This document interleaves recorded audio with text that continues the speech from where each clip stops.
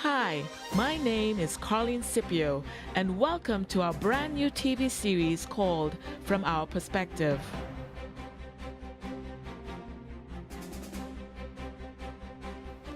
From Our Perspective looks at the lives and behaviors of millennials, Generation Z, and the changes that are happening in our 21st century and the innovators that are making it happen.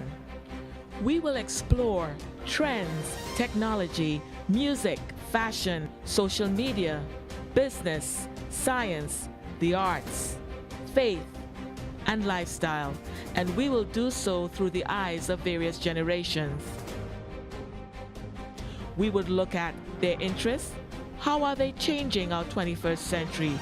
What is innovation, and what role does innovation play in our lives today? Who are our innovators, and what is causing market disruptions, and what does that mean?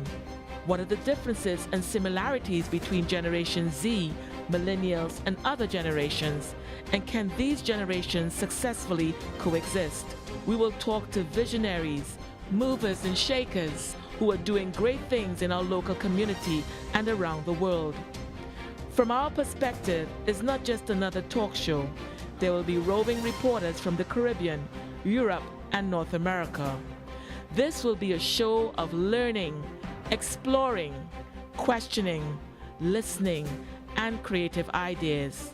So come join us on Comcast, Verizon, and online.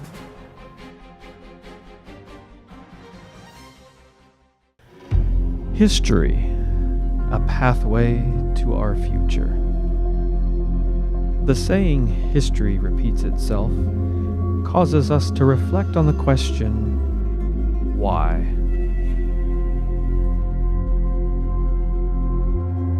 Enslavement, persecution, War. why? Civil war. Slavery.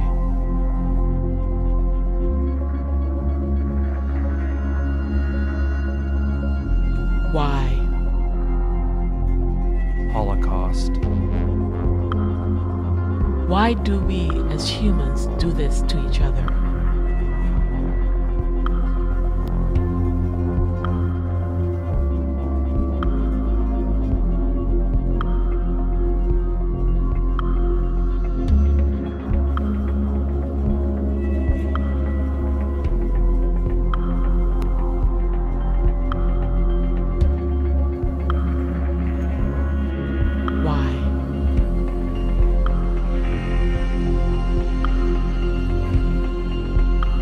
Civil rights.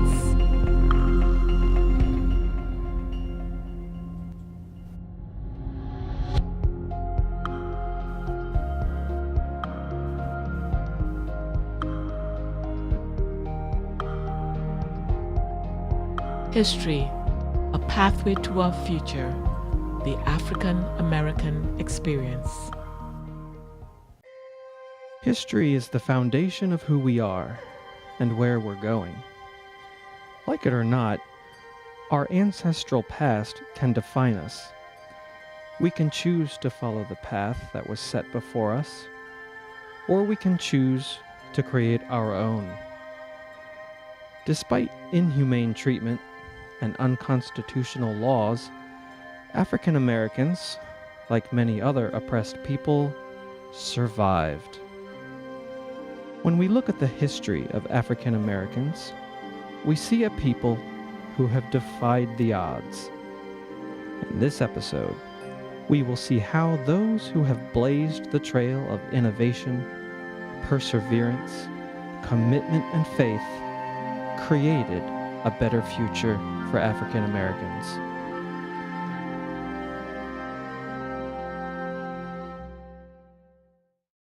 The forced voyage of Africans across the ocean was only the beginning of the transformation of their lives and the lives of their dependents. Enslaved people did more than field work. In many African cultures, blacksmiths held a position of power and authority. African blacksmiths were often chosen by slave traders because of their skills. enslaved men comprised most of the workforce for the iron industry before the Civil War. Others developed such skills as carpentry, barrel making, or shipbuilding. Artisans often negotiated the right to hire themselves out. Their talents sowed the seeds of economic independence after emancipation. Harriet Tubman was born enslaved in Cambridge, Maryland. In 1849, she escaped and spent the remainder of her life assisting others to freedom. She is remembered for her unparalleled courage and skill at navigating the Underground Railroad, which opened the door of freedom to many African slaves. Even during slavery, African Americans formed their own institutions, churches, schools, businesses, and fraternal and benefit societies to make life better for themselves and their families. My ancestors, I don't know their names or their faces, but every time I look at an exhibit here, I go, that's my people. Those are my people. Those are the people that sacrifice.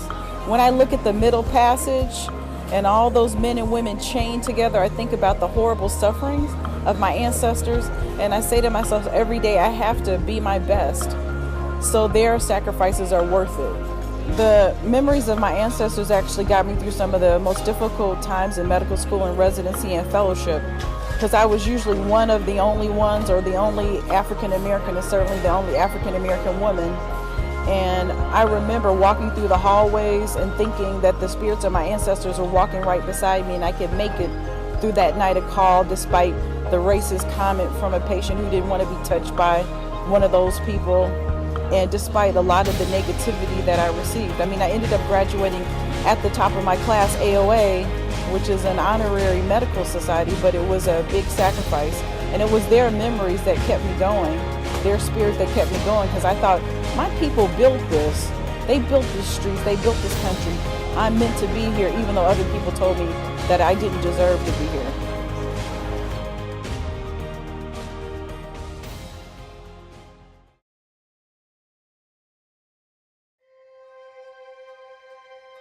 African Americans lived and worked in a world where the rules were not their own.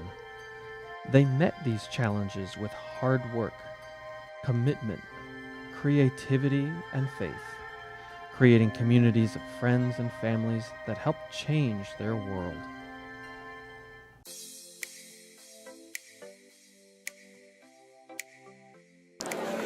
Well, basically for me, I kind of grew up without having much exposure to hardly anything. Most of what I knew was what I could see basically outside of my window, the people that I interacted with on a daily basis. And so I was kind of sheltered and was within this very small community. And for me, I always knew that I wanted more, and I had a drive to see more and to go more places. And in order to do that, one of the things that I had to do was to force myself to come out of my shell and to be exposed to things and risk being exposed. So when I would be in environments where people had more and knew more and was more educated than I had to be comfortable being in that environment, knowing that people were going to judge me, but it was necessary in order for me to succeed, because when I put myself in those environments, I learned more. So I wanted to go to medical school. I never knew any doctors other than the ones that I would see when I would go to my visits, which were not really a lot because we didn't have a lot of money. So medical care was not high on that priority because we spent most of our time just living and getting from one day to the next. And so opening up and putting myself out there gave me exposure that allowed me to learn what I needed to do to go to medical school, make connections that would help me succeed, gather information that would help me know what my next step needed to be. And now that I am where I am and I see patients that are just like me, during the conversations that we have, I realize that so many of the young people that I see on a daily basis are just still within their community. They're not looking outside of that community or going to a place that is different. So they're staying within their comfort level, and not being exposed to things limits what you can do, where you can go, and what you can be.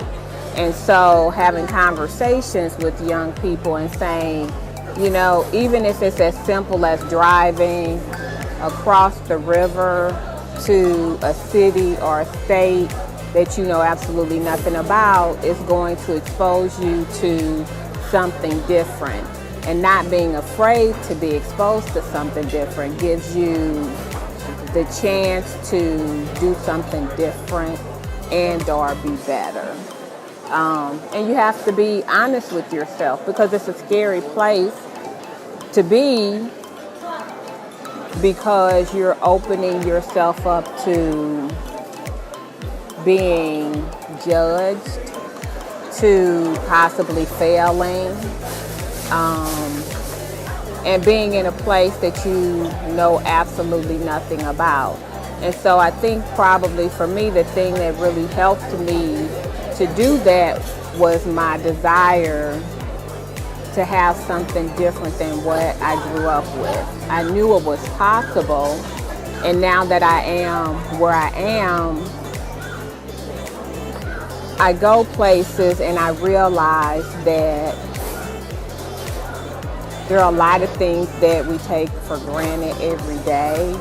And then when you see something horrendous on TV, you realize, oh my God, things have changed, but there still needs to be more that happens, because if we forget where we come from, we're going to potentially wind up right back where we started.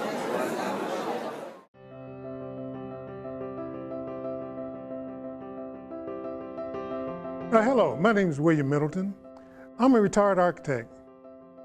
How I got here? Somebody helped me. I was the first black student that I know of that took up architecture from my high school. I got to Howard University and was introduced to the discipline of trying to learn how to be an architect. Of course, I had to work full-time because I didn't have no money. So I had on both ends. I was working and getting practical experience as well as classroom experience. But I grew up in a period where there was not a whole lot of, I never knew anything about black architects, what an architect was, let alone a black one. But I came one because somebody believed in me. And you know, it was tough. I had to work many long hours to get where I was. I became a lead architect in the firms I worked for, and then I eventually started my own. And but it was by hard work, and I give a lot of credit to a lot of people who stepped in to help me, and encouraged me along the lines. But something I had to make up my decision that I was going to do for myself, because everybody has their own careers, everybody has their own agendas as to why they do what they do. But you got to have your own agenda as what you're going to do, and try to be the best at it. And I think I did very well. I practiced for 44 years. Indiana is very hot in the summer, very cold in the winter.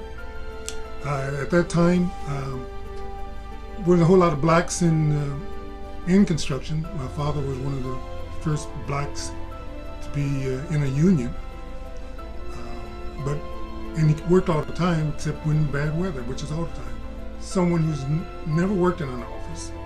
You're talking about someone who's never been associated with professionals. So it was everything was new. But I saw it was something that was interesting. they had me in the office and also went out in the field. I had written every school of architecture in the country, and I found that Howard University was the only black accredited school of architecture at that time. And so I immediately, Howard accepted me and I was gone. I was fortunate at that time at Howard that all the professors were actually practicing architects. Mm-hmm. So it was just not somebody just talking, but somebody that actually had real life experiences. And they were, most of them were very, very talented. Were also Howard graduates. Mm-hmm. So, and I had a lot of people who speak into my life as to, they sort of recognized the talent that I had. Even in school, because of my family's background and not having financial support, I immediately went into another professional office, a local DC office. Very difficult. As an architecture student, you spend a tremendous amount of time in the classroom, but then you also spend a lot of time in the studio at night. Since I was living in a dormitory, I had to I had to go to the architecture school to work along with a whole bunch of other guys. And so it was very difficult. And then work as well in an office. So it was almost like being a student at Howard, but not being a student at Howard, because nobody ever saw you.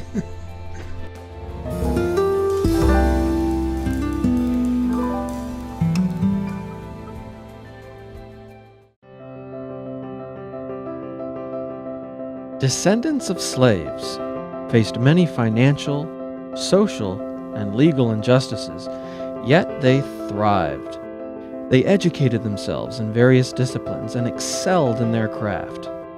Here are their stories. Benjamin Banneker was the first African-American man of science and mathematics.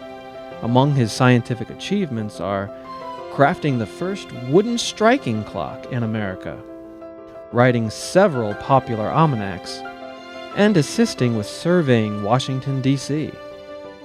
Frederick Douglass was a tireless advocate for the anti-slavery movement and the women's suffrage campaign. He joined the American Anti-Slavery Society as a traveling speaker and lobbied politicians for the liberation cause. He assumed many posts, including president of the Freedmen's Saving and Trust Company and recorder of deeds in D.C. African Americans showed their innovation throughout the years. Inventors and entrepreneurs such as Garrett A. Morgan of the Pacific Parachute Company and Henry Boyd of the Henry Boyd Manufacturing Company worked within and against the racial constraint of their times to build successful businesses.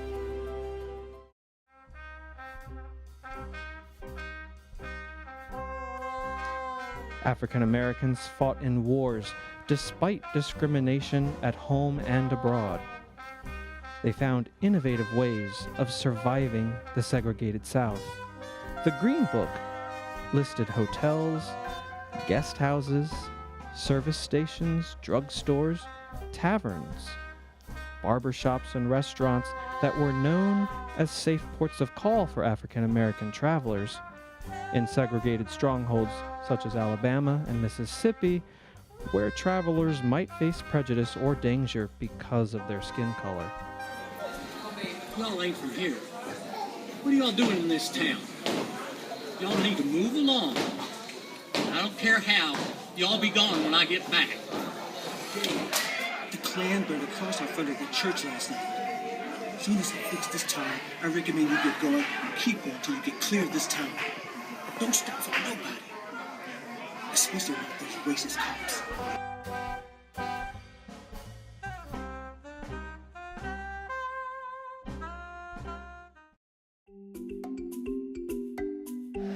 In South Carolina, Mary Jackson passes down a tradition that traces back to West Africa.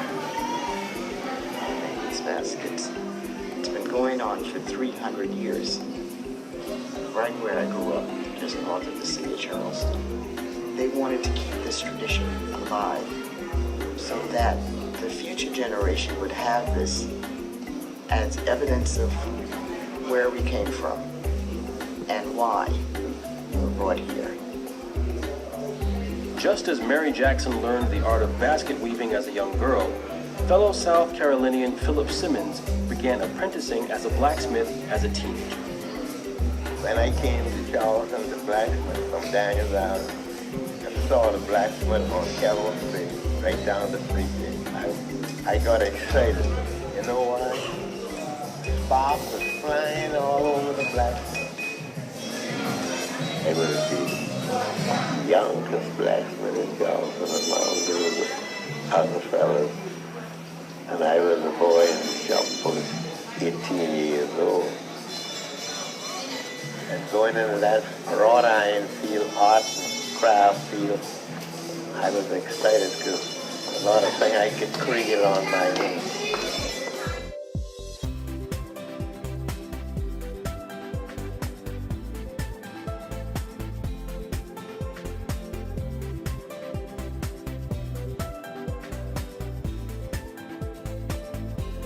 Whether it's education, medicine, politics, the arts, entertainment, or sports, with hard work, perseverance, and faith, oppressed people will continue to strive.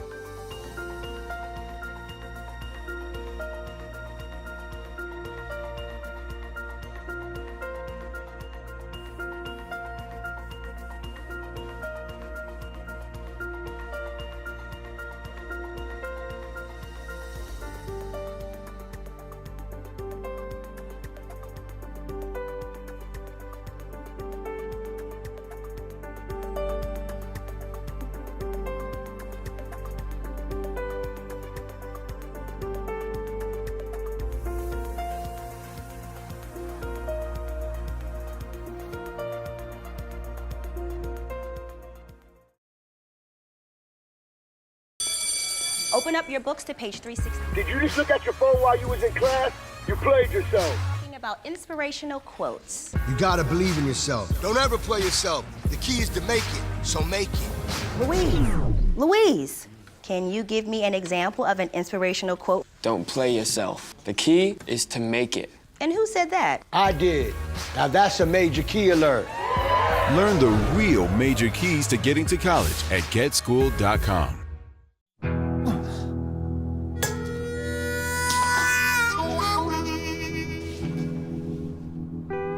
Get caught buzz driving, and you could do some hard time. Craig, knock it off. Sorry, Mom. It could cost you around $10,000 in fines, legal fees, and increased insurance rates. And that could set you back a few years. Buzzed, busted, and broke. Because buzz driving is drunk driving.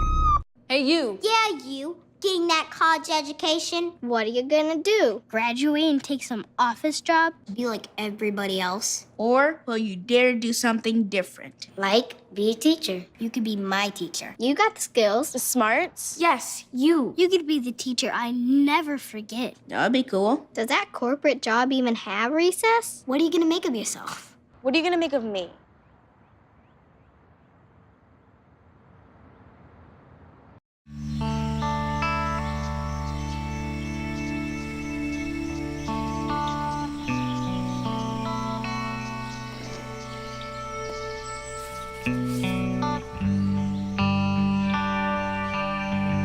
This is the moment I knew. His future had no boundaries. There are some moments only the forest can inspire. Find yours at discovertheforest.org.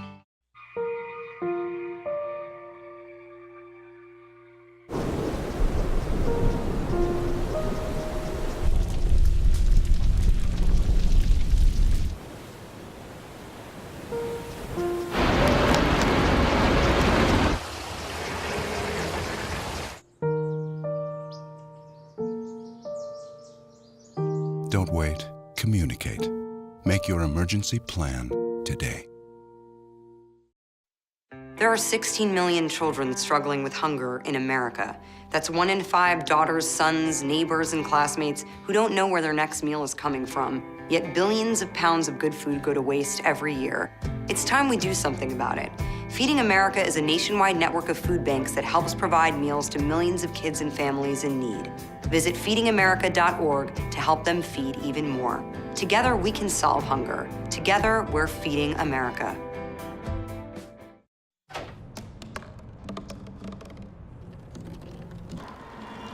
Everybody has a dream.